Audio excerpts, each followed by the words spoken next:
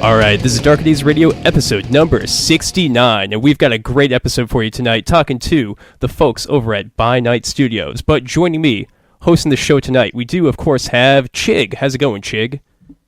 Doing pretty well, Mike. How you doing? I'm doing phenomenal. I'm just chipper, excited, and ready for this awesome broadcast. And, of course, we've also got Chris. How's it going, Chris? Hello. Yeah, I'm good. Yeah, busy, but good. Right on. And coming from By Night Studios, we have Jason the Elder. Hello. It's a gray day here in Seattle. Perfect World of Darkness weather. Nice, Seattle. Good to hear. And we've also got Jason the Younger. Hello there, also from Seattle, and the important thing to note is that I'm younger than the Elder. And that he's Nice. old. Yeah, we should of course clarify that Jason the Elder is Jason Carl from By Night Studios, and Jason the Younger is Jason Andrew, also with By Night Studios. And finally, we have the chipper editor of By Night Studios, Loopy. How's it going, Loopy? It's going great today, guys. Welcome from Las Vegas. Ooh, nice. Las Vegas. Cool. So we got some cool West Coasters / Western half of the country people here. That's good. All right. So how has everyone's gaming been? What have you guys been up to? Let's think. I've been doing more wargaming. I've been playing with my Scorn. They've been doing not that great, but this coming week, the game points go up, so I get to take along some more torturous people to my in my army, Mike. I get to take some pain givers finally. Excellent. Yeah, should do some great stuff on the table. That's basically it. Painting, and I'm thinking that I'm trying to sort out running Geist at some point soon. I think that's what I'm going to get my gaming group together for, because I still haven't got one yet. It's really annoying. And Chigg, what's been up? Well, I am finally back in town, and we have resumed our Through the Breach campaign. And I'm super happy to be gaming again. Right on. On the hobby side, I've put together some more Malifaux minis, because I just love that game. They have gorgeous minis. You have to put some pictures up on the blog. Yeah. As soon as I paint one, I'll put a picture. Well. I hate painting. And of course, my Shadowrun game has further taken a turn for the worst as the runners showed up in a police station and proceeded to murder everyone. So that's just going from bad to worse, of course, and we'll have to see what happens to him in the future. It's probably not going to be good. Don't mess with Lone Star. It's Knights Errant, so it's even worse. Oh, boy. Yeah. Here we go. All right, and Jason, I think you guys have a LARP event later today, don't you? Yeah, we do. We're running the inaugural game of Seattle's Hidden Parlor Vampire the Masquerade Chronicle tonight. Nice, Wow. nice. Any cool tidbits you'd like to share about that? Well, we've managed to actually secure a dance studio nightclub. So we're going to have a cash bar. We're going to have cool lighting. I think it's going to be pretty awesome. I hear there are hipster vampires too.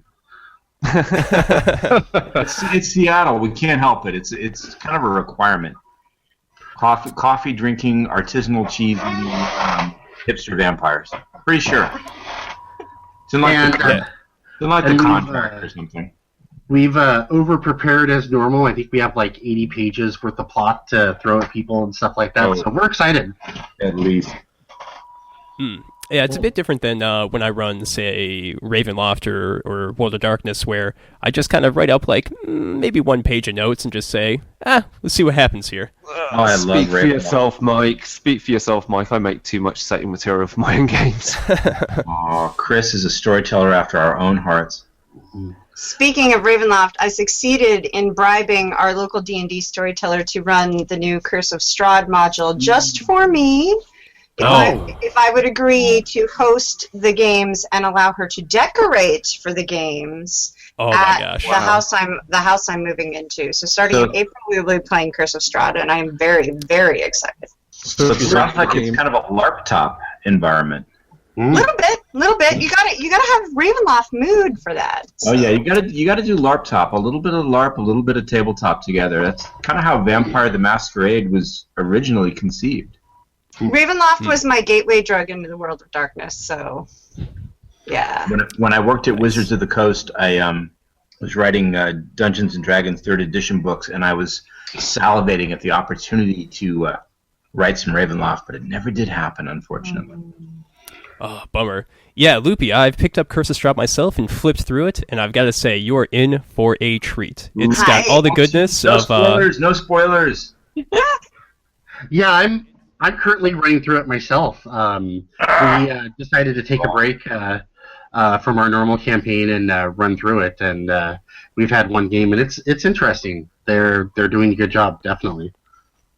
Yeah, I can't wait. Ravenloft is my first love. It has been so hard to not just run out and buy the book, but I know if I buy the book, I will read the book. Yeah, you're gonna. And I just want to play. But other than that, tonight I am also going after this podcast to play in our local troop game, which is Independent Alliance setting vampire game. So that's what else I'll be doing tonight.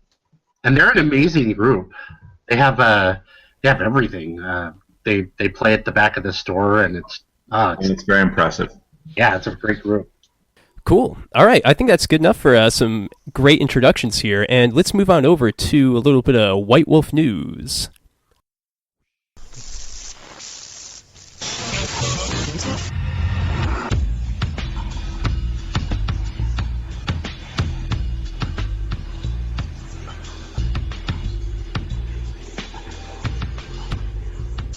All right, so lots been going on with White Wolf, and they've made some new announcements, including a new, I don't want to say global, but a regional LARP event over in Europe called Berlin by Night, which is going to be taking place in 2017. It's going to be a large event, and they mentioned that it's going to give players the ability to influence the World of Darkness itself, so should be a really good time. Since we have two people from By Night Studios here, or three people, I should say, what do you guys think about this event? And are you pretty pumped for it? Are you going to be able to make it out there to Germany? I think it's terrific. I think one of the cornerstones of White Wolf's approach to the world of darkness is that immersive entertainment is going to be very, very important to building the community, building the brand, and building excitement. So I think you're going to see many different types of immersive and interactive entertainment products and events globally around the world, and Berlin by Night is one of them. I'm excited for it, and I plan to be there. They just ran one of their very first immersive entertainments in Finland this past weekend called Endless Night, and we're going to bring that to our Grand Masquerade event in New Orleans this September. And another one that they're running is Convention of Thorns in Poland this October over Halloween weekend. Yeah, the Convention of Thorns looks really good because that's a historical setting, obviously. And who doesn't want to play in a authentic medieval Polish castle? I think if myself and my wife were in a bit more flushed with cash right now, because obviously we moved back from Germany like almost a year ago with other stuff going on, and so that's expensive. But yeah, going to the Convention of the Thorns would have been pretty good because I mean, just thinking about the costuming, it would be spot on for someone to wear a certain dress again. I think I look at her saying 1400s. Yeah, 1493 Convention of Thorns, right? Yeah, Yes. I think my wife's wedding dress fits in perfectly with that because we had a historical style wedding, so it would fit in perfect for that. But the Berlin one, because that's 2017. I wouldn't mind aiming to try and get to that one. I'm certainly planning on going. It sounds amazing. It's going to be fantastic. I think Martin Erickson, who's the new brand architect and the lead storyteller for White Wolf, has been very articulate in talking about how interactive entertainment is going to be important to White Wolf going forward, and we are going to see more of this type of event globally, which we're all pretty excited about. Nice. And some other cool news coming out is, of course, that with Onyx Path Publishing, they've finally sent Mage 20th the shipper, so it's going to be coming to your house soon. So pretty excited about that. Finally going to get the physical copy of the really epic 20th anniversary of that setting. Oh, it's beautiful. Sater did a great job. You did a fantastic job. It's just a thing of beauty. I'm really looking forward to it. Yeah, cool. And over at By Night Studios, you guys just had a Kickstarter for Mind's Eye Theater Werewolf. Pretty cool. Almost 1,000 backers, so it seems like it's pretty epic, and you guys got a lot of support for it. Thank you. We're pretty excited about that too. We're really excited, especially about some of the rewards we're bringing to the backers, including the customized Clave Mind's Eye Theater LARP props and the tribe pins, which haven't been done before. Nice. Yeah, we'll talk about Mind's Eye Theater Werewolf a little bit later on the show. Bring it. Yeah, absolutely. And also, we've had some cool stuff going on in the podosphere with regard to World of Darkness. Great things happening with the new Shadowsworn radio hour. And also, Midnight Express just released an episode about Dark Alliance Vancouver, which I'm very excited to listen to, because I'm probably going to have to research that book for a future show coming up pretty soon. Mike? I'm a couple episodes behind on Midnight Express, unfortunately. Shadowsworn's episode, I think, most recent one covered. They just did an overview of Chronicles of Darkness. And they looked at all the classic blue books, so things like Book of Spirits and Ghost Stories and things like that. And I was very happy to hear their favourite out of Ghost Stories is The Terrible Tale of James Magnus, which is a brilliant ghost story to run. Absolutely nice. And hey, By Night Studios folks, you might want to check out Midnight Express sometime, because Adrian Stagg over there is quite the LARPer and has a lot of experience with the Camarilla down there in Australia. So definitely some cool stuff there. I have a good friend who's also very involved in LARPing in Australia too, so that does sound interesting. Yeah, definitely. And I think that's it for news, unless I missed anything. So let's move on to our main segment, an interview with By Night Studios. Dun da da da. That was one of those incidental sound effects, by the way. Oh no, we're leaving that one. Yeah. Awesome. Happy to help. We're here to help. So I guess I'll field the first question here. So we have a lot of listeners that are very focused on the more tabletop aspects of the World of Darkness. Yeah. So how does By Night Studios' Mind's Eye Theater LARP actually work? Well, I think the important thing to remember first, before we get into the actual working, which I think Jason the Younger and Loopy will probably be best to address, is that live action role-playing was conceived as part of the World of Darkness almost from the very beginning, really from the very beginning. Vampire the Masquerade First Edition addresses the topic in its pages, and it's been part of the World of Darkness ever since it hit the shelves. And that's because live action expressions of the game are very immediate and very powerful, and they can complement tabletop. There was a time when I think that LARP and tabletop kind of merged together and kind of LARP-top that Loopy was talking about earlier. And that's still pretty common around a lot of tables to see players stand up, act out scenes, wear a piece of costume or jewelry, or in some ways help immerse themselves into character, because it's those immersive stories that we all love, whether you're a tabletopper or a LARPer or a video gamer, that we all love about the World of Darkness. And that history of live action runs deep and far back to the very roots of the game, to Mark Reinhagen's original vision. But today, how does it work? I think my colleagues should answer that. Yeah, I mean, at its very basic, the real difference is that you are going to walk around and embody your character, and that most of the focus on the game is going to be driven from players interacting with one another, as opposed to having the storyteller really crafting a significant amount of the plot and the story. The players have the onus for coming up with a lot of the motivations of their characters, their own goals, and then having conflicts or alliances with other players to either succeed in those goals or prevent other players from achieving their goals. Storytellers will introduce plot to give you a framework for those goals, but for the most part, the storyteller ratio to player ratio is very low. and the focus is really on your story and kind of the immersion of your story in the environment. So very often there's also a lot of focus on what you can do to make that immersion better. So there will be set dressing, there will be costuming, and very often you'll see that players will try to minimize the mechanics of the game so that they can have a continuance of the role play as much as possible. So, for example, while some players will carry their game books with them, most players prefer not to. They'll either leave the game books at the storyteller table, or they'll just access their PDFs on their phones as discreetly as possible. And the mechanics of our game is played very simply with rock, paper, scissors, so that nobody has to carry dice with them or cards with them, for example, so that you can resolve mechanics challenges as simply and quickly as possible to get back to that immersive story that everybody's seeking. To kind of dovetail to what Loopy was saying, the big difference is the narrative perspective. So, for an example, if you're in a tabletop game, you're usually with 5 people or so, and you're either working with the team or you're working together somehow, and the story follows you. In a LARP, the story's about everyone interacting with everyone else. And the common example I usually give is actually Star Wars. The very beginning of Star Wars is the classic tabletop game.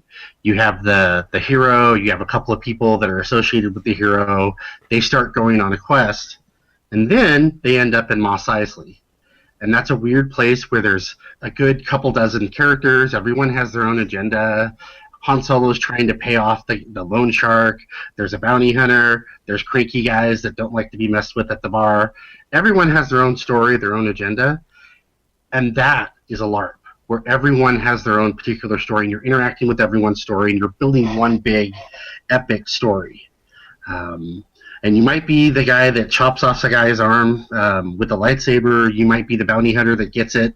You might get to be Han Solo. It's an exciting adventure, and you don't know what's going to happen. And that's the real thrill of LARP. You never know how the game's going to go. You never know how the story's going to go, because there's 20, 40, maybe even 200 people all pushing the plot ball, and it may go in places you never imagined. Sounds pretty great. Cool. So, could we talk a little bit about, I guess, just to continue with this basic primer about what Mind's Eye Theater is, how about the resolution mechanics? Like, how do those work quite simply? Well, we kind of, for folks who are familiar with World of Darkness tabletop, you'll see the bones of it there. But we've stripped it down and we've simplified it to make resolution fast and easy, and to give you fewer things to track so that you can do it, for example, without having to carry around a lot of, like, blood beads or whatever to help you manage your blood pool, or, to figure out, how many, how your pools are going up and down, or to have to manage a lot of dice for mechanics. So a very simple challenge may go like this. I am trying to use a social power against Jason the Younger. So I say, Jason the Younger, I am going to attempt to use a social power, say a common World of Darkness power that everybody familiar with the games might know, Dread Gaze. Jason, I am going to Dread Gaze you to try to chase you away from this room. How dare you? I know. I simply say, Jason, I am Dread Gazing you. So rude. I know. It's very rude of me. I am going to chase you from this room, Gur Arg. I announce that I am doing so, and then we will play a game of rock, paper, scissors. If I win, there is no comparison needed. I simply win.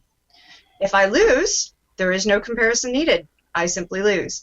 If we tie, then we will compare the test pools on our character sheets traits, which in this case would be my social attribute, which is just simply one number, my social attribute, versus my related skill. So my social attribute plus my related skill, that's a fixed number. Unless I've spent XP to change those things, it's going to be one number that rarely changes, so it's very easy for me to remember, versus Jason's social attribute plus his current willpower. And that comparison only ever happens if we tie. So we can resolve that very quick. We play rock, paper, scissors. and he either has to flee the room or not flee the room, depending on how that goes. Then there is a possibility of making another attempt at that. But in our version of the system, we have greatly reduced the amount of times where you can make those retests, as they are called, so that resolutions can happen, again, as quickly as possible so that folks can get back to roleplay. Right on. So, yeah, that's pretty good. That's only like a 10-second mechanic resolution right there, which really doesn't affect anything. Cool. Yeah. Nice. And then one other aspect of the hardcore game design that kind of informs everything else, we have a merit system that's somewhat different than tabletop. In tabletop, it's more of this is a cool quality of your character. This is something that your character can do that's interesting, that sort of thing. Our merit system is designed to feed into what we call the economy of cool. The idea being that in a tabletop game, a storyteller can look at his 5 players and say, all right, you can have these thaumaturgy paths, you can't have this, you can have this, you can have that. And the storyteller can really give a solid amount of attention to each one of his players. But if you have 40 players or you have 50 players, that can be very stressful and that can really strain storytellers. So what we have is we have a system where merits limit the weird things that your characters can maybe have or the unusual parts of the world of darkness. So in a way that everyone can have some element of cool, but they can't have all the elements of cool. So like if I'm a Ventru, I may want to have a path of thaumaturgy. That'll cost me a certain amount of my limited merit points. Versus, say, if I'm a Bruja and I want to have Burning Wrath, that'll be a limited amount of my merit points. And what you have is you have a game that spreads out the cool to a point where everyone needs each other and everyone gets to be unique. It changes the dynamic in a way that you never know what someone might have. You never know how things are going to work out. But you know that everything's measured and it's fair because if someone has something, you know that they paid for it. You know that they spent a certain amount of their cool points on that. So if someone's playing a gargoyle, you don't think, oh my god, that guy's playing this broken character. You think, wow, that guy really wanted to play a gargoyle, so he spent a lot of his points on it. And it really, I think it really makes the game interesting and fun because everyone gets to be unique and dynamic. But no one gets to be overpowering. And there's one other thing I just like to mention, just because it gets brought up a lot when I am speaking to new players about just the very, very basics of LARP. Our rules are also designed with the comfort and safety of all the players in mind. There are guidelines for player comfort and player safety, such as, we encourage no one to ever physically act out stunts. We don't encourage players to touch. Even though our games deal with themes of blood and sometimes some very dark themes, we have storytelling techniques for talking about those things in a way that is still very comfortable for players to act out in a live action roleplay environment without ever making it really truly feel like uncomfortable. We've got lots of ways for players to enjoy the game without ever feeling discomfited by the game, or for a stranger to walk past and look at it and go, wow, what's all that weird stuff going on? Another aspect of the rules are designed that player and players can mediate through them without tests sometimes, unless it's important. In a tabletop game, sometimes the storyteller will just throw out challenges or they'll throw out dice rolls because they want to make it interesting. They're like, oh, we're going to check for traps. We're going to do X. In a LARP environment, when you have 30 people, 40 people, if I want to use a power, I don't necessarily always want to do a test for it. We try to make it simple. We try to streamline it to the point to where the game can flow fairly easily. Yeah, like in the example I just gave, I could have said, Jason, I want to dread gaze you, and Jason could have said, oh, that would be really interesting right now. Okay, you dread gaze me, no challenge would happen, and he would just act out the effect. Cool. Yeah. Actually, I was flipping through a copy of Mind's Eye Theater Vampire just before this, and it seems like with regard to the merits that you were talking about, Jason, they're really good at kind of mechanically and numerically statting things out, as opposed to when you look at merits and flaws in like revised Vampire. There's a lot of ways to kind of break the system and game it far too easily. You know, taking something like Dark Secret as a flaw, which gives you 5 extra points for pretty much nothing, which might come up in your game maybe if the storyteller is paying attention. I really appreciate that overall, and that's something I want to see in future editions of Vampire and Tabletop, is kind of going in that similar direction. I definitely appreciate that. Well, Mike, you might be surprised to know that some of Mind's Eye Theater players actually have adapted Mind's Eye Theater, our version of it, to tabletop and are using it as their tabletop engine in exactly the way that you're describing. Nice. Yeah, that sounds like a really cool and very fast-paced way to just kind of continue the game. So that's good. I like that. Cool. So for new players to LARP, it might seem a little intimidating due to like the mountains of setting information. We've already established that the mechanics are very simple, but there's a lot going on in the World of Darkness, and it's been around for approximately 25 years. So what do you think are some good recommendations for new players, and how also could established LARP troops be very accommodating to new players that they encounter? Well, it's funny that you asked this because this came up in our troop game just a couple of weeks ago. And so I had a very recent experience mentoring a new player who had come in and had no experience with any kind of LARPing whatsoever and had almost no knowledge of the World of Darkness. So this is very fresh on my mind. And I gave her a piece of advice that I have given to many new players over the years. And that is very simply that when you walk into a LARP, most players are used to, particularly we come from a background of network play where you may have, a game in your town and a game in the next town over, and people may show up to one or another. So you may be used to seeing new faces from time to time, but you have an expectation that those new faces are players who know what they're doing. But as a new player, when you walk in, the experienced folks, their goal is to keep the role play flowing as steadily as possible and keep the immersion going. They're going to keep adhering to that goal, and they're going to try to not break character unless you identify yourself as a new player.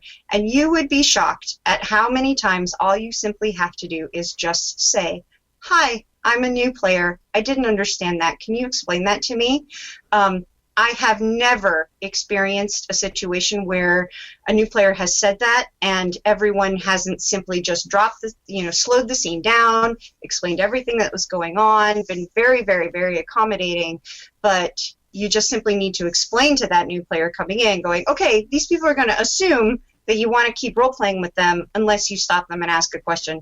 All you have to do is be comfortable stopping them and asking the question.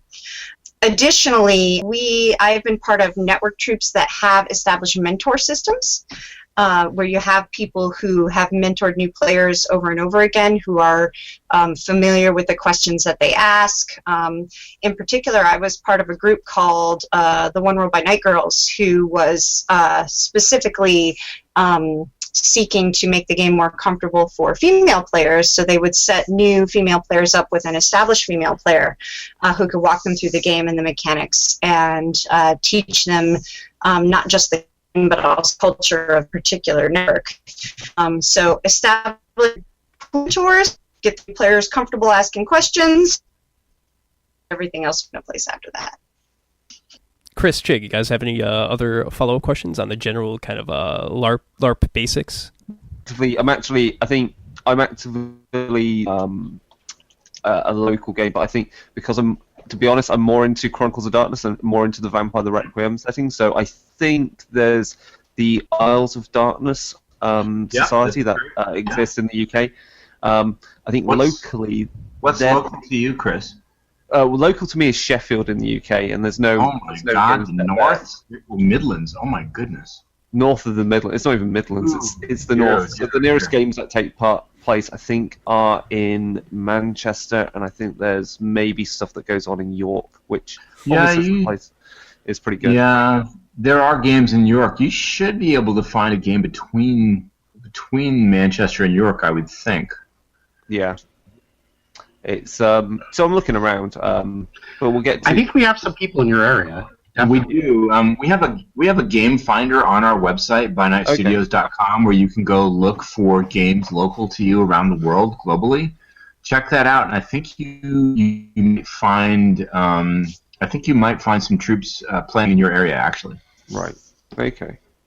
I think you guys have covered like new to LARPing, and I think that's the main thing is, because there are so many preconceptions about LARPing and that you get in general with LARP culture through various media, that the fact that there are established that within the Mind's Eye Theatre and within Vampire LARP and World of Darkness LARP, there's a good kind of culture of how you go about introducing new players into the game, which I guess hearing that would hopefully make people more happy to participate. I think every single one of the established networks has a mentor system. I'm pretty sure that they do. I know that the two I'm a part of have mentor systems. I'm pretty sure that they do have those programs. LARP can be, from the outside looking in, LARP can look a little intimidating. So I can certainly understand the question about how new players get involved and get integrated. Overcoming that initial hurdle of participation, of reaching out, can be a little difficult. But once they do that, I think they're going to find a lot of warm welcomes and really sincere accommodation to the new player. Mm. Kind of like golf. Yeah. It can be the same. Or football, right? It can be the same with anything. I mean, but not with cricket. No, that's just impossible to get into. I walked into a test match saying, "Hey, I'm totally new to this. What do I do?" And I just got laughed off the pitch. It was not good. The same thing happens for me, right now with wargaming. Like the War Machine Hordes tournament community, it's such a tightly designed game, and the environment, it can be kind of off-putting and to want to participate in tournaments, but actually it's meant to be quite a good environment. My problem is I've been involved in running tournaments back ages ago when I was working for Games Workshop, and it's just you kind of have to just grin and bear dealing with certain players that participate in these things, and it's just knowing that isn't the norm, and sometimes it's just don't get put off even if your first experience is maybe not the best as well. Maybe you just need to... Absolutely. I think and I think it's fair to say that LARP is a broad spectrum hobby. Mind's Eye Theatre LARP, of course, is at one point on the spectrum, and at differing ends you have huge multi-thousand person participatory events that occur in Europe and North America and Latin America and Australia at various points of the year that involve just enormous numbers of people. And then you have very tiny private independent events that occur in people's homes or in rented spaces. And all along that spectrum, there are a variety of options for participation at different levels of engagement. And I think part of the challenge is finding the experience that's right for you. You may not find that each and every experience on that spectrum is right for you any more than you would find that each and every football club is right for you. Okay, so costuming is a big part of LARP culture. We just said LARP is a very diverse and broad hobby with different events that take place. So with what you've seen over the years with Vampire the Masquerade LARP and its associated game lines and those LARP games, how have you seen costume evolve, and how's that drawn from how, I guess, subcultures have evolved over the last 25 odd years? Things have come in and out of fashion, so how has that kind of influenced costuming? And is gothic punk dead, or are we just seeing a new evolution of what that means when it influences vampire? Because I think what is gothic changes a lot over time. Absolutely. I think it's very transformative. What is goth and what is gothic is not a static state at all. Yeah. And when you say that is gothic punk dead, I think you're referring to an interview that Martin Erickson gave recently. Martin, of course, for your listeners, is the brand architect and lead storyteller for White Wolf Publishing, which is, of course, our licensor for Mind's Eye Theater. And I think it's a complicated and nuanced discussion that has a lot of very interesting side permutations. But in general, I think it depends on where you take your inspiration from. When Mind's Eye Theater first debuted a long time ago, I mean, they called me the Elder for a reason, right?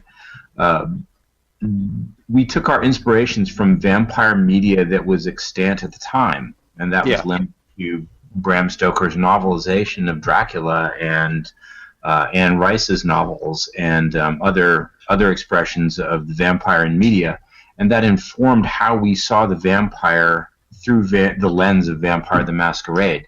Today, vampire media is ubiquitous. It is everywhere. It is very popular and has many different expressions. And players in the World of Darkness bring those expressions and those preferred visions of vampire to their gaming experience. So today's players are as likely to be influenced by Blade or Underworld or Only Lovers Left Alive or Let the Right One In or Buffy or The Hunger as they are by Dracula or Anne Rice. And all those different influences are reflected in how players dress at Mind's Eye Theater games.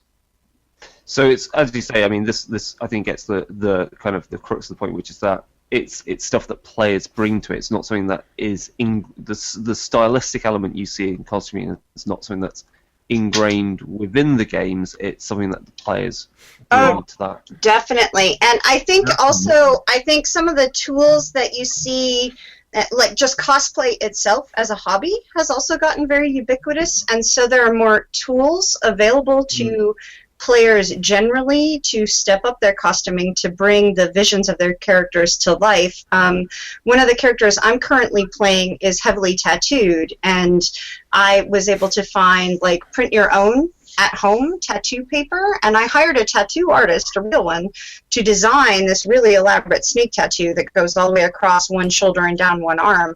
I just did this at home on printer tattoo paper, and I have somebody help me stick it on before I go to game. But that's not something I could have done easily, even just a few years ago. But because these sort of costuming tools are now ubiquitous, and you can go on online forums, you can get custom contact lenses, you can find seamstresses who do custom stuff for you. It's a lot easier to take your own particular vision for your specific character and crank it up to 11.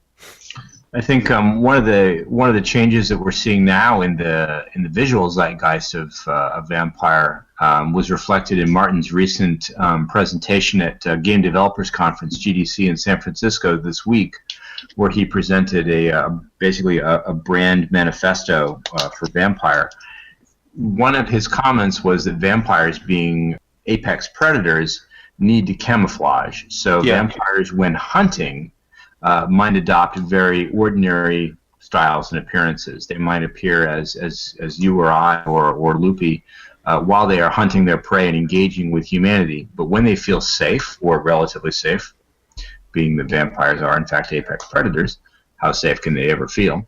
When they are in Elysium, or when they are gathered among their own clan or their own broods, they might adopt styles that feel more natural to them, either connecting them to their historical antecedents or to their inner nature. So I think that that will also inform Mind's Eye Theater of Vampire LARPs going forward.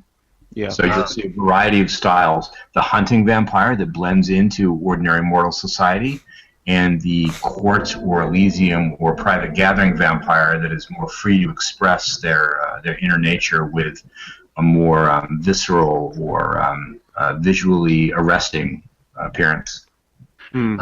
And one of the cool things that I'm noticing is that different clubs and different organizations will start to have their own fashion trends. Oh, for sure. And that really reflects part of their culture. So like in the Mind's Eye Society, I've noticed that red is very popular. and there's a lot of experimentations with how to use red and their costuming and that sort of thing.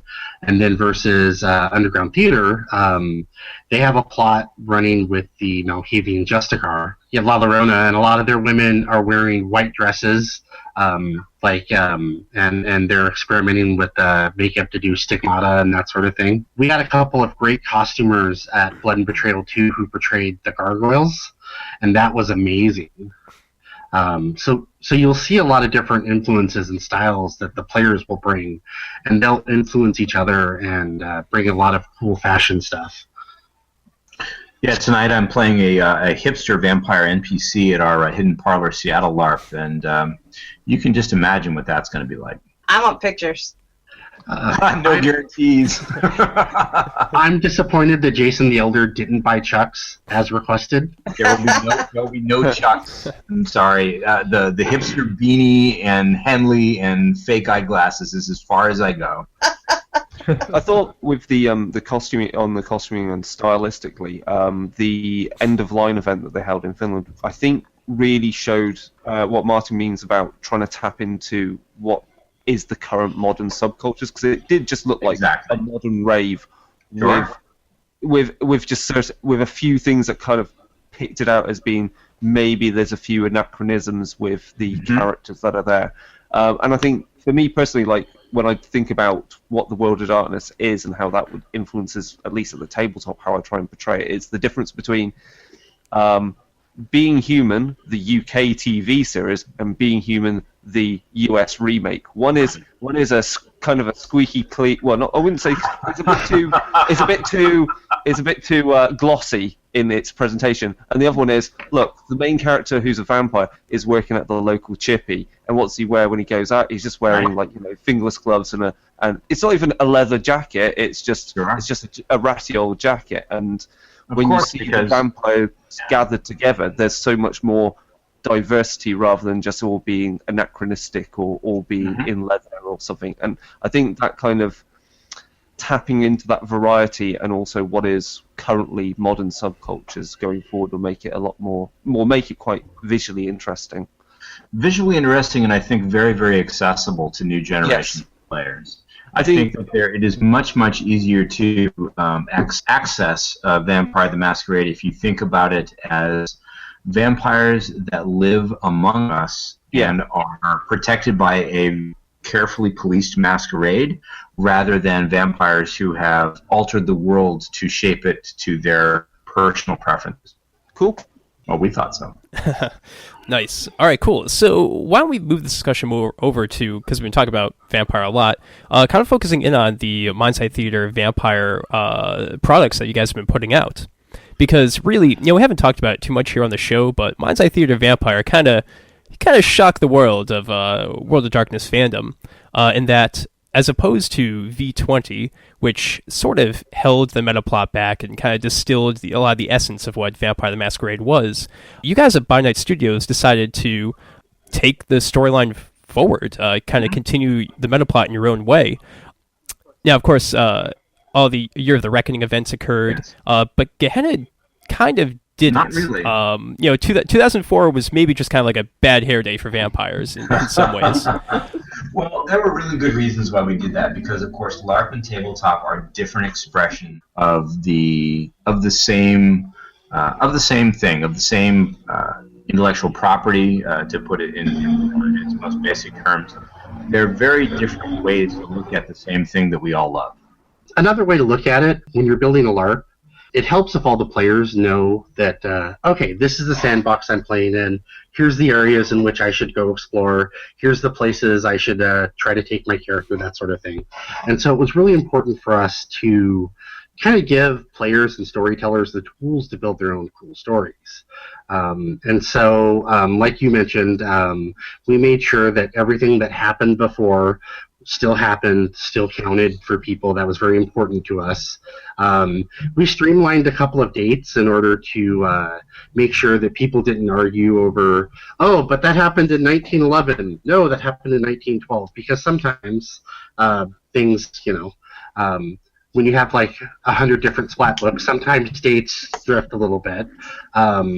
But we made sure that all the way up to 2004, things remained relatively static and streamlined. And then what we did is we said, what would make the best sort of LARP game? What would make the best sort of experience for players? What are the best building blocks for Chronicles to move their way forward? And then we looked at all the different media. We took inspiration from the card game. We took inspiration from Bloodlines. And in fact, if you pay close attention, you'll discover why Gehenna didn't happen in our storyline, and it has to do with bloodlines and a certain sarcophagus. Has to do with Grand Masquerade's bloodlines and that wretched Prince Lacroix. I don't know. How dare he? And what we tried to do is give players and storytellers tools to look at vampire in a new way. We created a new proto-sect, the Independent Alliance. We shifted things around. And the point of it was to allow people to look at vampire in a different way and maybe play things a little bit fresher. And it seems to have worked so far.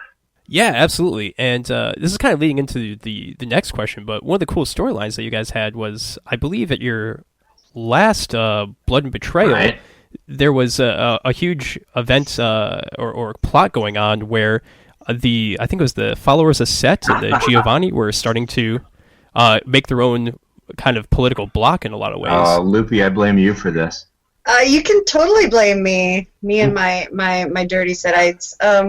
Yeah, you're absolutely right. The Independent Alliance, which starts as the Giovanni and the Setites in our continuity, were the hosts of Blood and Betrayal 2 at Las Vegas, and we wanted to allow our players the opportunity to directly, significantly, and immediately affect our continuity. Whatever happened at that game would become canon. And the players took that responsibility very, very seriously. They were so awesome. Towards the end, they were shaking because they didn't want to screw things up for everyone else in the future. They were very into the moment. They were very respectful, but they really ran with it. It was an unexpected event. We really thought when we set this scenario up, what we did was we said that the Independent Alliance would admit one clan and one clan only among three candidates: the La Sombra, the Carpathians, or the True Bruja. And we really thought that at the end of the evening, one of those clans would be admitted to the Independent Alliance, and that did not happen. No clan was admitted. They all stayed out. It was a really emotional, powerful moment for all the players. The players were so invested in their choice winning that they didn't want anyone else to succeed, and so the characters got deadlocked, and it was an amazing scene. That sounds very powerful, and I don't know how to follow it up. The Independent Alliance did decide to declare itself a sect at the end of that event. Yeah, we blame And Lucas the for that. Setites and the Giovanni are definitely full of piss and vinegar right now, thinking very highly of themselves and their position in the world. And I think we're gonna see what the rest of the world thinks about that in the future. Yeah, maybe in New Orleans in September, say. Yeah, and incidentally, we have a written epilogue for the game that's up on our blog.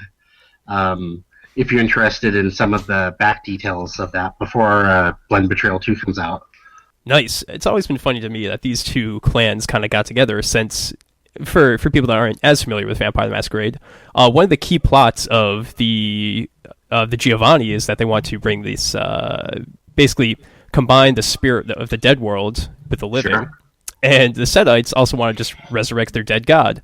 So Right. it's just kind of goofy that they're both teamed up, but they have these similar but also very different overarching plots to their politics. I guess that depends on whether or not you believe in the concept of the unreliable narrator, which is an underlying foundation of the World of Darkness from day one, and whether or not you believe anybody knows these things outside those clans. Oh, certainly not. But I, as a real person, read way too many clan books. So It also kind of depends on how trustworthy you think they are for each other, and if they're true allies or if they're allies of convenience for the moment. Yeah, because there have never been any political coalitions in which the two parties involved were completely trustworthy. Oh, that's true. Never, ever. Nice, nice. And, of course, you've had a couple of these Blood and Betrayal events. The first one was very focused on the Camarilla. The second one had a lot about that Independent Alliance that we mentioned, and some great stuff for the Anarch players as well. So, should we expect that Blood and Betrayal 3 will be more Sabbat-centric? Ooh, good question. I don't know that we're quite ready to reveal what the plot's going to be, but Jason, do you want to share the title of Blood and Betrayal 3? Yeah, we can. I think that we can offer Darker Days an exclusive here. We are entitling the Blood and Betrayal 3 experience Cirque Noir, the Dark Circus. It's set in New Orleans, and New Orleans has a very particular history in Vampire the Masquerade, and that's probably all the hints that we should be giving at this time. Nice. Seems reasonable. I like it. I like it. So, kind of shifting gears a little bit, one really cool product that I just stumbled across on your drive-through RPG page was this interesting historic Vampire the Masquerade sourcebook called Pickering Lythe, which is set in the Edwardian era of England. Why'd you guys choose this setting? Like, what kind of led you to this? This is actually Younger should answer this. this is actually a really funny story that embarrasses Jason the Elder. So Not actually that funny, actually. Oh, it is. I assure you. Really not. So before we got the license for Mind's Eye Theater, I have a history tradition for my very good friends, offering to run them a birthday LARP. And so I asked Jason Carl, what did you want? And he is a fanatical fan of a certain TV show called Downton Abbey. And what he wanted was vampires in an earlier age. And we talked about that, and so I came up with the plot. I came up with all the different stories. And then we got Mind's Eye Theater license, and I couldn't run that LARP. But I had all the notes, and I had everything written. I see that here. Yeah. So we put that on as a Kickstarter reward. And so it seemed to have worked out. It's got a small but devoted following. I've heard of a couple people running it and very much enjoying it. I think one of the things we wanted to do with Pickering was show Vampire the Masquerade through the Mind's Eye Theater lens, but also through a historical lens that hadn't been seen before. All of us at Blind Eye Studios are huge fans of all the World of Darkness historical settings. My personal favorites. It's really tough for me to choose between Dark Ages and Victorian Age Vampire. And so Pickering is kind of a love letter to those historical settings that the progenitors of the World of Darkness have created before us. Have you guys also watched Peaky Blinders? It's one of my Peaky Blinders is great. shows. Yeah. I was thinking, yeah, that's certainly. I can imagine a bunch of anarchs, with their caps going around with straight razors. Perfect. Only with the Nick Cave music playing in the background continuously, though. I would, I'd be interested in how difficult it would be to hire out. It must be really difficult, but there's a so in Birmingham in the Midlands there are a few working museums. So they're literally Victorian Edwardian towns with a forge and everything else. It's like a proper living museum. Are they part of the National Trust? I can't remember exactly. We went. My school, my high school. When you first get into high school, the lowest year you go on a trip there, and you get dressed up, and so you actually have you're basically there so that other visitors can see what a Victorian school would be like. So you get a Victorian-style lesson and obviously corporal punishment. So it's a really good place. So I guess you've also watched. There's a BBC series where they do the different farm periods. There's Victorian farm and. I've seen it. I think it's wonderful. So the one they do, which is Victorian. Victorian pharmacist. So that is the working museum that I'm talking about. So It's a really great place. So what I'm hearing is... Yeah. So I guess Chris is running a LARP there. Sounds right. I would not be the person to ask about running a Victorian LARP. I think my wife mostly knows a lot more about Victorian, what Victorian lifestyle was like. She's kind of into that kind of thing. Oh, this is even better, Darker Days listeners. You heard it here first. Chris's wife is running a Victorian age family. Wait, this is a great day. It would be an interesting thing to get set up I'll fly involved. over Also, I mean, I would say there's certain, personally speaking, I think there's certain, mostly certain hotels in Manchester which would be also suitable for a Victorian-themed vampire or mage or something like that. You're going to make me swoon. You're going to make me swoon with jealousy. Oh, we have achieved swoonage. This is also a great day. Cool. So, could you guys offer up maybe like one realization of vampire in LARP form that really just kind of sold it for you? You know, a great experience that would really impress the listeners. Oh man, I've been doing this for 20 years. Wow, what a great question. Blood and Betrayal, the first one at the Queen Mary, in that grand ballroom where Bela Lugosi played Dracula on stage. That was pretty awesome. I have to say, that's not... I mean, some people think that that's just By Night Studio solidarity, but quite honestly, that's one of the best experiences I've ever had in my whole life, and I didn't even get to play that game. I was storytelling that game, and just watching everybody lined up at the door. They were so eager to play that game. They had brought some of the best costuming I had ever seen. They walked into the door from minute one, ready to show off and milk every minute out of this experience, and they absolutely did. It was like it was enrapturing just to be in that room and watch them. And it was a real... Oh, sorry, go ahead. It was a really humbling experience, I thought, because Mind's Eye Theater, well, really, By Night Studios is our love letter to the world of darkness. And it was a really humbling experience to see players so enthused for an experience like that. It really reminded us of why we do this every day, because it is a labor of love every day for us. And I think that the first Blood and Betrayal game fell somewhere between pure game and pure art. And that kind of moment doesn't happen very often, so it was very important to us. And it was a real melting pot of the community. We had people from every organization that I've ever heard of. We had people from Europe. We had people from Brazil. Donna played our Justicar, and she had this elegant French. She was awesome. This elegant French Revolution outfit with like the wig. Jimmy Reckett, who later became one of our writers and developers, had this. Martin Erickson was there. He played one of the Carpathians. Mm. And just like all of the costuming, the event, the lighting, just the mood on the ship. Just being on the ship felt different. It felt sensual in a way, and it was just a very physical experience. The air smelled different. It was really special.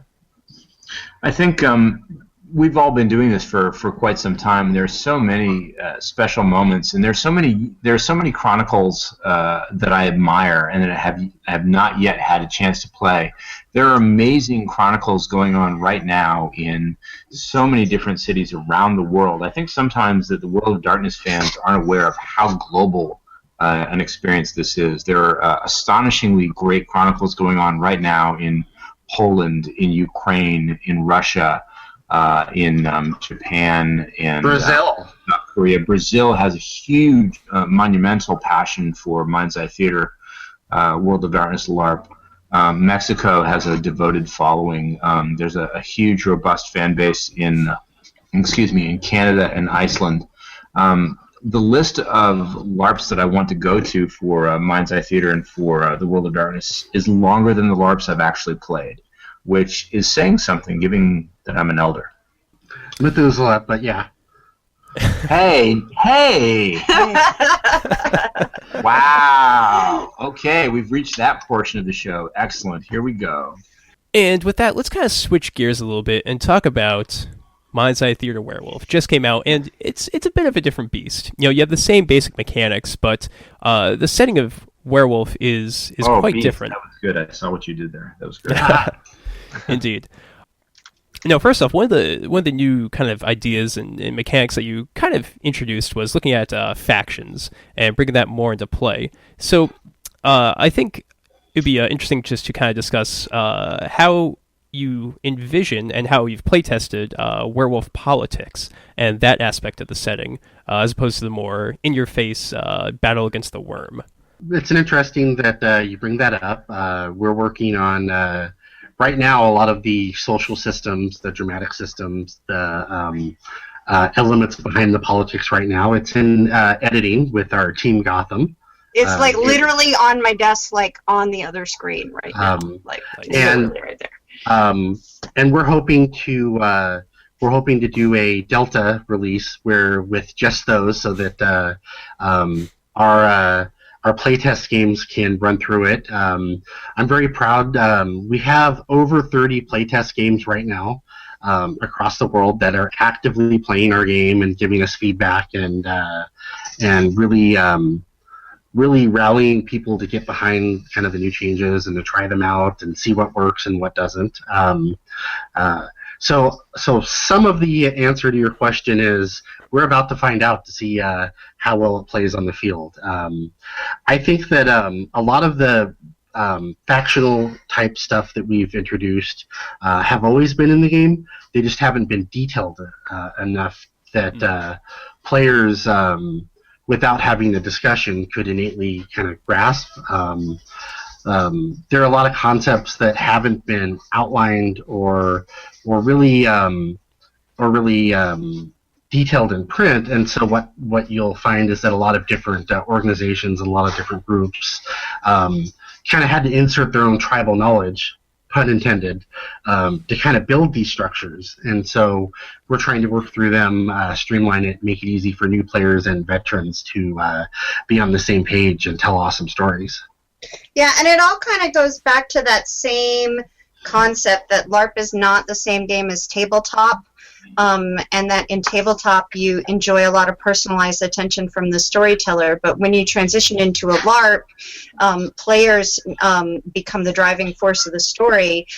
Werewolf, as in the canon material, can often be very storyteller intensive compared to the other World of Darkness materials, and we were very cognizant about that. We had a lot of discussions about how we make the best live action game possible for Werewolf the Apocalypse, and put a lot of tools in place so that players can drive their own stories with Werewolf the Apocalypse without overtaxing the poor storytellers. If you've ever played in a Werewolf the Apocalypse LARP, you'll know that the storytellers usually run ragged as you have different packs running off to, fight this different enemy or attempt a different thing. They break off into almost like little mini tabletop groups.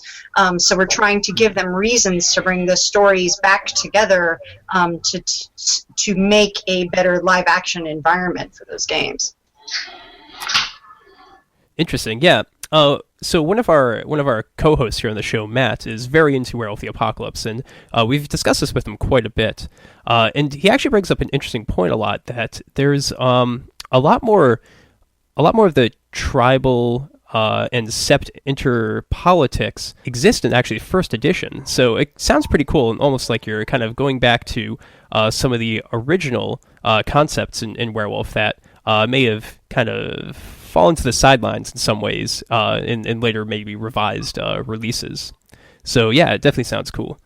I think that the first edition that you get introduced to something becomes the one that you love. And for me, the first edition Werewolf was the one that made me love Werewolf. Definitely, that's a lot of inspiration.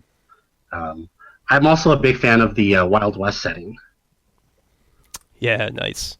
As I mentioned, Matt's really into Werewolf, and I know he wants me to ask you guys about this, but one of the new concepts in Mind's Eye Theater Werewolf is that in addition to being born from kinfolk, a werewolf could be actually just a normal human being who's been bitten.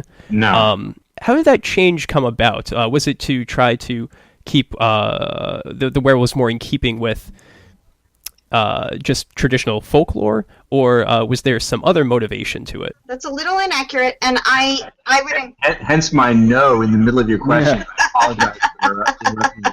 Common misperception. They are not normal humans who are randomly bitten. We actually have a really good update on our Kickstarter. If you'd like to really dive deep into some of the design decisions about the bitten, I would really recommend that you go back into our Kickstarter pages and look. But the bitten are people who are lost cubs or kinfolk. Who for some reason never expressed into their first change.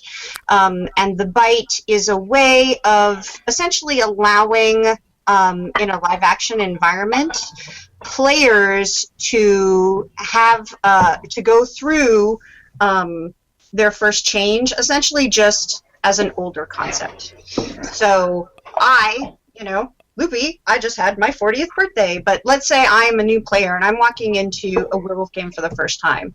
And I would like to go through an experience similar to what a player might do as a ghoul in a vampire LARP. Like, come in as a ghoul, learn a little bit about the game and the culture, then pick my clan, get embraced, and then take my story from there. Except in Werewolf, there isn't a really good equivalent of this, unless I want to play a character that's significantly younger than I am as a person in real life. But when you have to physically embody this character in front of a group of 15, 50, 200 people, that can be very uncomfortable to do. So one of our design decisions was to try to find a way to make new player concepts accessible to a wider range of actual new players. But it is not just normal humans. Not anyone can be bitten, and it is not successful in every circumstance. So I would definitely encourage you to go look at our design blog on it, because it will walk you through a lot of the details on how that is going to play out in the materials, and hopefully you'll get a chance to read it in the Delta release when we do put that out as well. So one of the plots that were in, speaking of Werewolf First Edition, they had that idea of lost cubs, and the idea that there were some potential werewolves that were having trouble making that first change. And we've kind of expanded upon that particular story, especially considering the events that happened in modern times, that sort of thing. So it really has a foundation from the very beginning of Werewolf. I'm hopeful that that when the hardcore see it, they'll remember that first edition love that I have, and they'll remember some of those great stories, and they'll get to play that out. Yeah, no, that works definitely very well with the setting and makes perfect sense in a LARP environment. So definitely cool. Now, in addition to that, in Werewolf, we of course have, unlike Vampire, there's these other worlds that you can rather easily travel to. You know, the Umbra and its various realms. So how do you guys work that in a game? And have you ever seen a really cool set design or anything, or other realizations of the Umbra in LARPs you've attended? One of the things that we ended up doing is that we brought back the Umbral Storms from the Wild West setting. So we've made it a little bit more challenging to get to, a little bit more difficult. Werewolves have to plan out their Umbral adventures. We have a quest system that kind of helps that, definitely. And I know Loopy wanted to talk about the set design stuff. Mostly, I just think that's a great idea, and I'm going to steal it, probably for Rage and Retribution, too. I've played a lot of Werewolf LARPs, and usually when I see the Umbra expressed in that way, they usually express it just as a simple division of space. So it's like, okay, the Umbra is this room, and, the material realm is this room, and we're going to divide you guys up in that way, and maybe they'll do a little bit with lighting, but I have never seen a really, really cool set design for the Umbra, so challenge accepted. Cool. Oh, my budget. Okay. I think it sounds like a terrific idea, and I will support Loopy's point of view here. Challenge accepted. We did some cool things in Rage and Retribution 1 where we did a combat adventure where a very large group of werewolves had to fight their way down through a silver mine. And we did some cool things with lighting and use of space and breakout space to really give them a sense of descending down through space into a darker and darker silver mine. I have some ideas I want to steal from that, and your question about set dressing has given me some ideas too about the Umbra, so I think I'm rubbing my hands together and I'm putting together some ideas that I'm going to submit to the Jasons for Rage of Red 2. And one of the cool things that one of the new systems we've developed is the quest system. So let's say, for an example, I'm the storyteller, and I have 50 people at my game, but you 5 guys want to go explore a certain underworld. I can generate a collaborative quest for you guys. I can say, okay, you need a Thurge, you need someone with this skill, you need someone with this gift, you need someone with this background. Go. And you guys go play Easter egg style, trying to collect all those people, all those things, and then you guys tell a collaborative story, and you guys come back, and we work out the details. And then you have a cool adventure story that you get to share with people. And we're hoping that'll streamline kind of the hero's journey, personal narrative aspects of it, so that players can still do those things while still functioning as a LARP and as a community of LARPers. Nice, I like it. So, Jason and Loopy, what was a werewolf LARP experience that really sold you on it? You know, similar to what we asked with Vampire. What was like just a cool time that you think would really impress our listeners? Oh my goodness, Rage and Retribution 1 was pretty amazing. Like I said, we had all these different breakout spaces, and there was a moment, and in fact, this moment occurred at both iterations of Rage and Retribution 1, because we ran it twice, where we gave the players a choice. They had to choose between 2 factions of spirits. The spirits absolutely refused to work together, right? So they had to choose either a wild faction or a weaver faction of spirits. And they didn't have much time to make the choice. So they were on a timer. This was time sensitive. They had to go off to battle. They had to pick a faction. And oh my goodness, I have never seen the passion and the rage of Werewolf brought to the fore like these players brought it in that moment. And it was so cool at this event, particularly at the one in Las Vegas.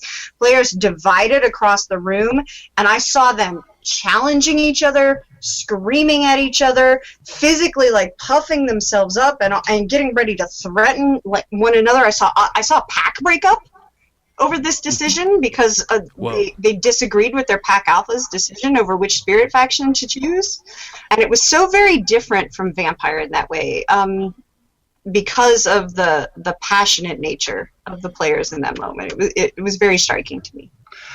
If you give people, players in particular, if you give them social systems and ways of making choices that reveal their character, they will take the ball and they will absolutely run with it. And that was a really good moment, definitely. For me, we had a game with Mind's Eye Society in a place called Ravenna Park. And it was in a ravine, very heavily wooded area. And what the storyteller, Michael Dyer, did was he split us up into 2 groups. We had about 2 groups of like 25 or so. And the first 25 had to run through this gauntlet while everyone else played all the bad Black Spiral Dancers from Mori, all the other, monsters. And we had to get all the way to the end.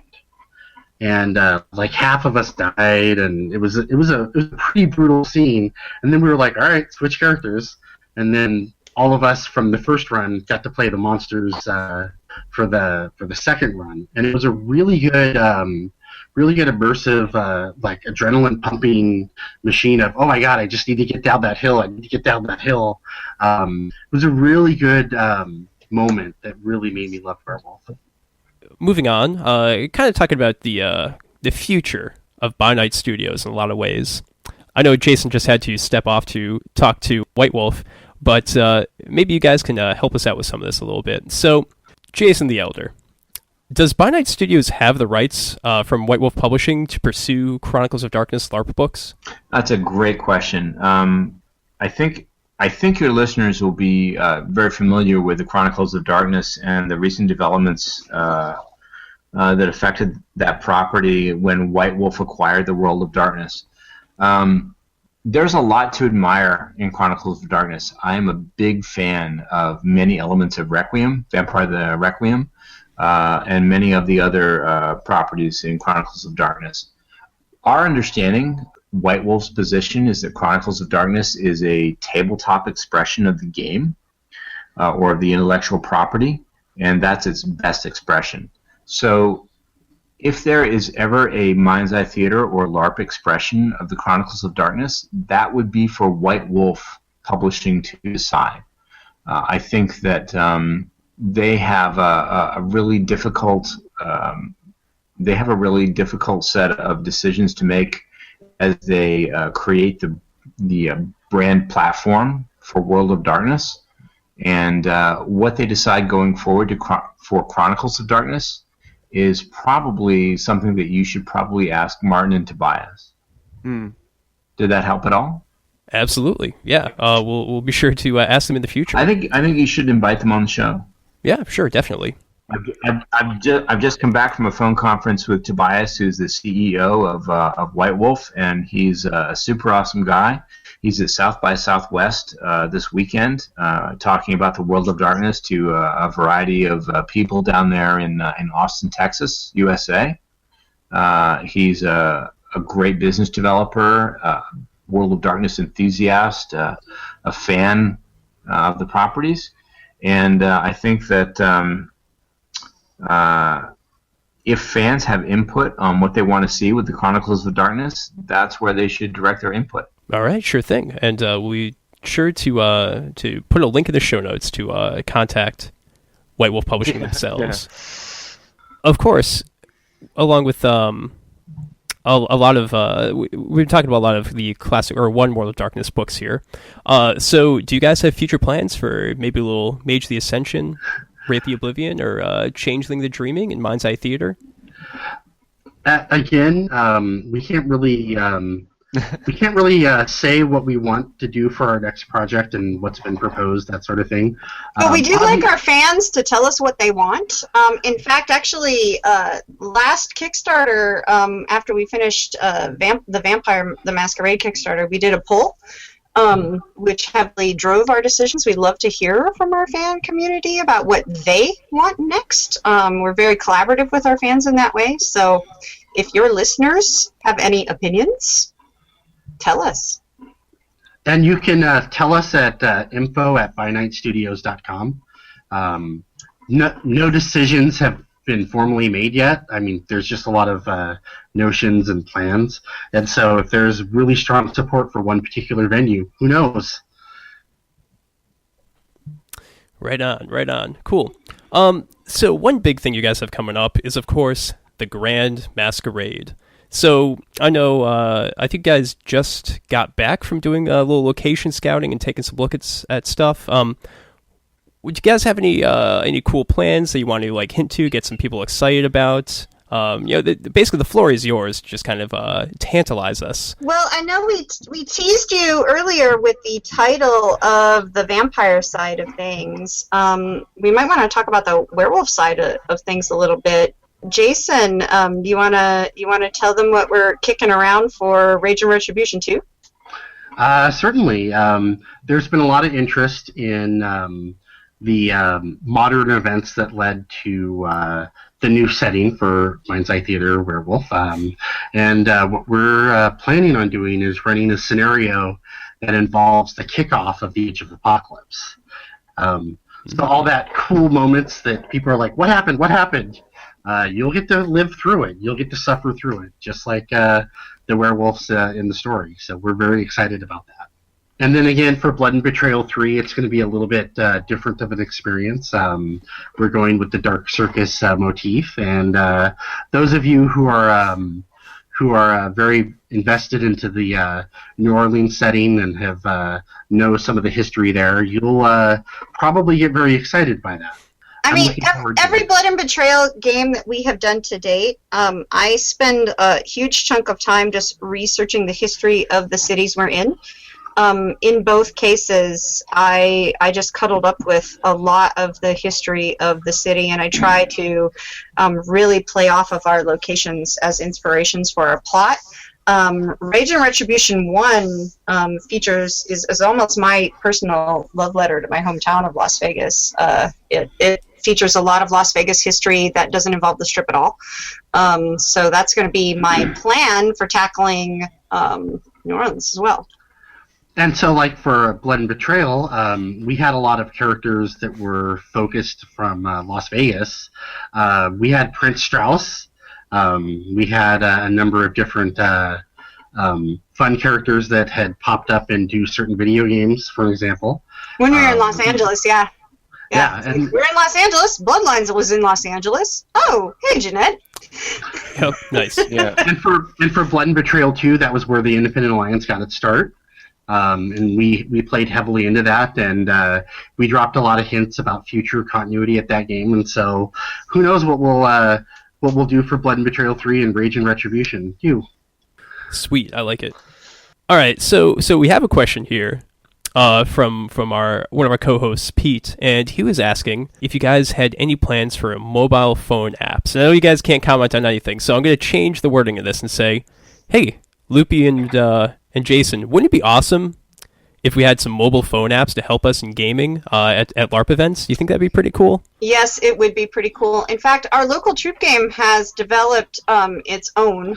Oh. And I know that there are players out there who also have hackneyed up their own mobile tools to make LARPing a little easier for them. The advent of mobile access has actually, I think, changed LARPing a little bit. It's even given me some storyteller ideas. I want to do things like set up fake Twitter accounts and do influence Nice. so you always have those moments where the storyteller comes in and says, oh, there is a news media alert, and everyone on their phones gets a news media alert that a plane has crashed, right? Well, wouldn't it be super cool if I could just set up a fake Twitter account for the game, and on the fake Twitter account for the game I just put up I preload a news media alert that's going to happen at 10:30, and I as a storyteller I can do that before the game and it just happens. That's the sort of thing that I have considered. I was going to say, it sounds very much like triggered events then that you have ready. I imagine going back to the whole how you do the setting up of an environment and a space to make it seem more like it's the Umbra or so forth. Then again, you can mostly, if there was a way to have the app trigger certain sort of sound effect, which somehow to werewolf players is represents another way they obviously werewolves being able to smell better and hear better than humans. Maybe that's something to look into, is how you can use sound to tie into things that they detect. Maybe. I love it.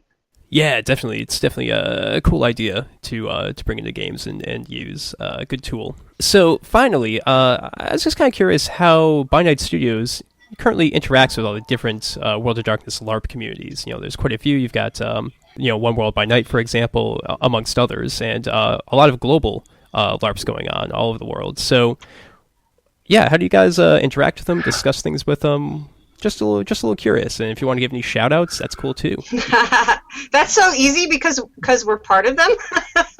we came up through them. we're members of all of them, so interacting with them is very natural for us. I joined One World by Night in 1998. I still have a character in One World by Night. I am also very heavily involved in our local Independent Alliance LARP troop, Desert of Shadows. I just ran a reunion game for my university LARP troop. So, I play all the time. like I have been a member of this community for so long that extracting myself from it would feel weird. For me, I started up in Mind's Eye Society years and years ago. I'm a member of Underground Theater. I'm a member of the Hidden Parlor. We're running a game for Hidden Parlor tonight. I'm a member of Obi-Wan. I'm a member of the Gru Nation. In May, I'm going to their big camp-out event that's called Winseg. And I'm sure I totally butchered the pronunciation of that, which is and that's supposed to be a huge camp out fun event extravaganza over a weekend in Wisconsin. So I'm very excited about that. Every person on my team and staff is a LARPer that have been in multiple organizations. We have representatives on our think tank from every big club that we can access that give us opinions and stuff like that. We're very much a believer that we have to be part of the community in order to write for the community. Chigg, Chris, you guys got any final questions for our guests here? I have nothing more to ask. Chigg is silent. He's off somewhere. It's a good thing we didn't devolve into LARP war stories, because that's very much a part of the LARP community. You know, everybody goes to have dinner after a LARP concludes, to just sort of shed the energy of the game and share war stories, and sometimes that goes till 6 a.m. So. I did not realize I had my microphone muted there. Sorry, I was going to ask. So Chris, over in the UK, has local LARPing events near him, apparently. I did check the map on your site, and the nearest LARP to me apparently shut down in 2014. The next nearest is 6 hours away. Yeah, it's horrible. Where are you from?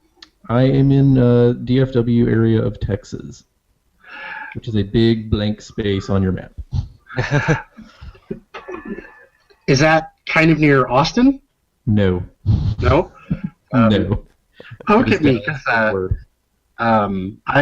there are a huge number of communities in Texas, and there might be one sooner or closer to you that's not on our website just yet.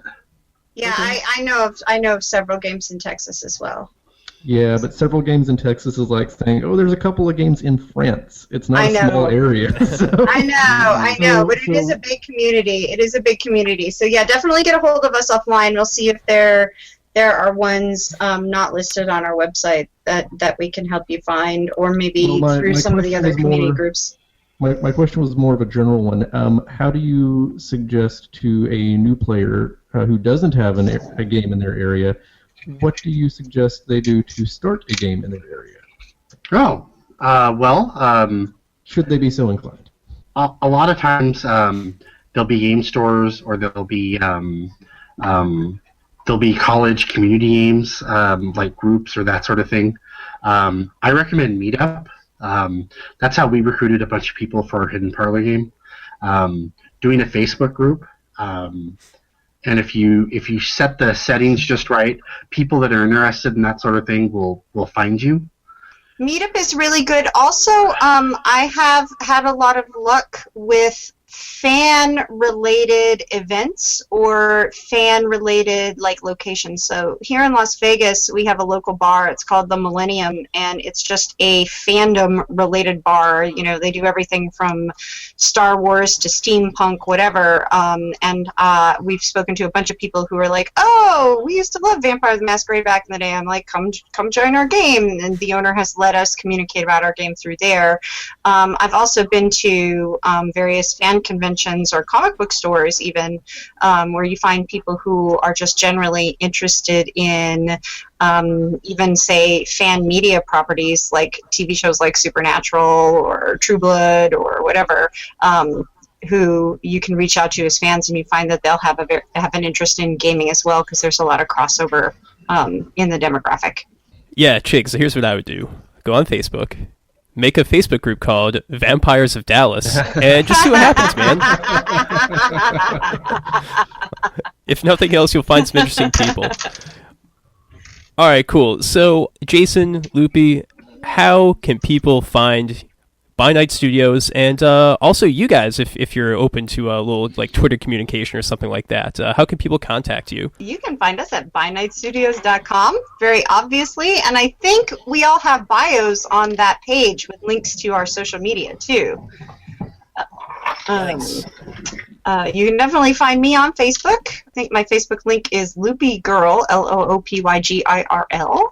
I love chatting with people about By Night Studio stuff and Vampire LARP in general, or Werewolf LARP in general. So I have been told that I am friendly and easy to talk to. So anybody is welcome to contact me anytime about our stuff. And I would also like to say that in addition to our core rulebook, we have a bunch of plot books available, like Pickering Lives, and all of the plots from Blood and Betrayal 1 are currently available. So we have a lot of storyteller tools too. People often forget about. So take a look at those on bynightstudios.com. Yeah, so Loopy pointed out where you can find my contact information. I'm usually pretty friendly also. And I answer stuff when I can, so feel free to chat me up and the like. Cool. All right. And Chris, we had a contest that we were going to do for a copy of Mind's Eye Theater Vampire, and we never actually figured out what the contest was. Yeah, we just need some general question of interest so people have an excuse to send us emails and we can do a draw. I think it should be, what vampire clan, werewolf tribe, or vampire bloodline would you like to LARP as? Yeah. That's it. Just send us that question over to darkerdaysradio@gmail.com. We'll have one winner chosen at random, and we'll also read off any cool suggestions or ideas from the contest here on the show. So it should be a good time. Excellent.